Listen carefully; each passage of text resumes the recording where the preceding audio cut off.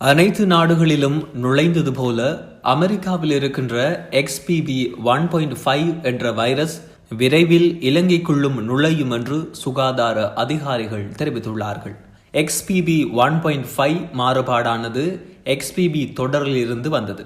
இது முதலில் அமெரிக்காவில் கண்டுபிடிக்கப்பட்டது. தற்போது கண்டுபிடிக்கப்பட்ட நாடுகளில் அந்த மாறுபாடு வேகமாக பரவி வருவதாக சுகாதார சேவைகள் பணிப்பாளர் தெரிவித்துள்ளார். 2022 நவம்பர் முதல் இலங்கையில் XBB வரிசை மாறுபாடு கண்டுபிடிக்கப்பட்ட போதிலும் XBB 1.5 மாறுபாட்டை இன்னும் கண்டறியவில்லை என்று அவர் சுட்டிக்காட்டியுள்ளார். எனவே மக்கள் இதன்போது அவதானமாக செயற்பட்டுக் கொள்ளுமாறும் முகக்கவசங்களை அணிவது கட்டாயம் எனவும் அவர் தெரிவித்துள்ளார்.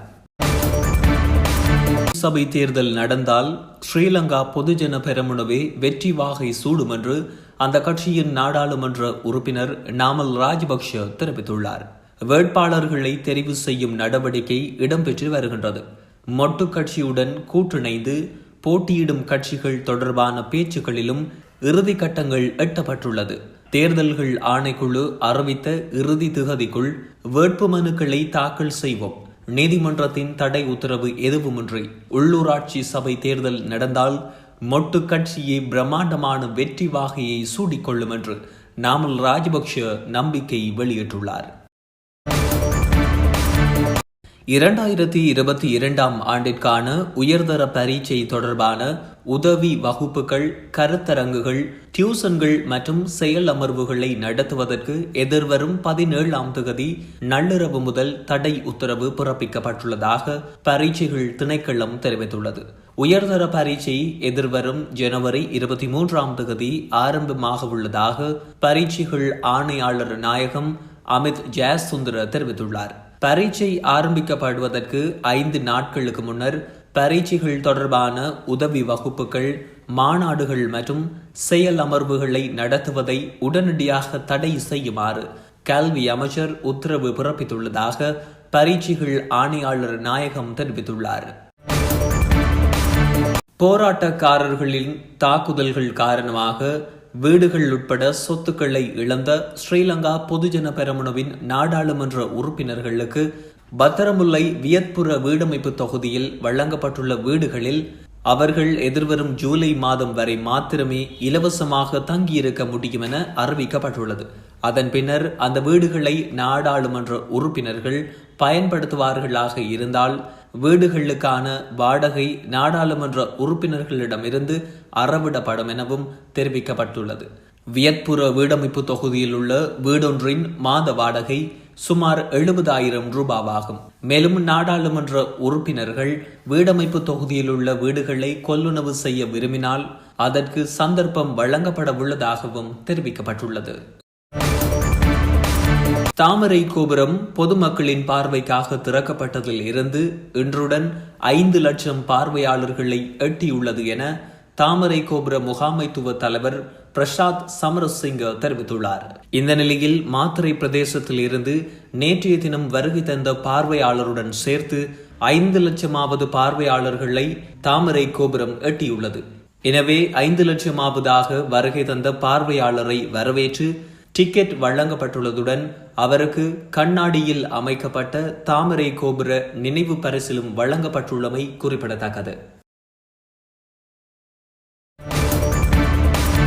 கர்ப்பிணி தாய்மார்களுக்கு 45,000 ரூபாய் போசாக்கு உணவு கொடுப்பனவை வழங்கும் திட்டம் இந்த ஆண்டு ஆரம்பிக்கப்பட உள்ளதாக தெரிவிக்கப்பட்டுள்ளது. இதனை பெண்கள், சிறுவர்கள் விவகார மற்றும் சமூக வலுவூட்டல் அமைச்சர் தெரிவித்துள்ளார்.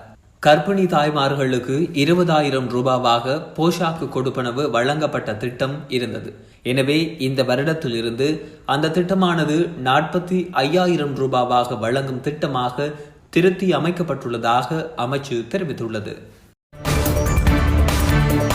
நாட்டு விவசாயிகளுக்கு சீனாவில் இருந்து வழங்கப்பட்ட டீசல் வழங்கப்பட உள்ளதாக தெரிவிக்கப்பட்டுள்ளது. 1 ஹெக்டேர் பயிர் செய்யும் விவசாயிகளுக்கு இந்த எரிபொருளை இலவசமாக வழங்குமாறு விவசாய அமைச்சர் மஹிந்த அமரவீர பணிப்புரை விடுத்துள்ளார். இவ்வாறு சீனாவின் நன்கொடையில் கிடைத்த 9,000 மெட்ரிக் டன் டீசலே பங்கீட்டு அடிப்படையில் விவசாயிகளுக்கு வழங்கப்பட உள்ளதாகவும் விவசாயிகள் இதன் மூலமாக தங்களுடைய பயிர் செய்கைகளின் எண்ணிக்கைகளை அதிகரிக்க முடியும் எனவும் சுட்டிக்காட்டப்பட்டுள்ளது. 2022 ஆண்டிற்கான கல்வி பொதுத்தராதர சாதாரண தர பரீட்சையை மே மாதம் நடாத்த திட்டமிடப்பட்டுள்ளதாக பரீட்சைகள் திணைக்களம் தெரிவித்துள்ளது. பரீட்சை ஆரம்பமாகும் திகதி இன்னும் தீர்மானிக்கப்படவில்லை எனவும் அனுமதி கிடைத்தவுடன் திகதி அதன் பின்னராக உத்தியோகபூர்வமாக அறிவிக்கப்படும் எனவும் பரீட்சைகள் ஆணையாளர் நாயகம் அமித் ஜெயசுந்தர தெரிவித்துள்ளார். பாடநெறி மற்றும் கற்பித்தல் செயற்பாடுகளை கருத்தில் கொண்டு கல்வி அமைச்சின் அனுமதியின் பேரில் பரீட்சை நடத்தும் திகதி அறிவிக்கப்படும் என பரீட்சைகள் ஆணையாளர் நாயகம் சுட்டிக்காட்டியுள்ளார். இலங்கையின் கடல் மட்டம் மேலும் பன்மடங்கு அதிகரிக்கும் அபாயம் உள்ளதாக நோர்வேயின் முன்னாள் அமைச்சர் எரிக் சொல்ஹெய்ம் தெரிவித்துள்ளார். குறித்த செய்தியை அவர் இலங்கை அரசாங்கத்திற்கு எச்சரிக்கையாக விடுத்துள்ளார்.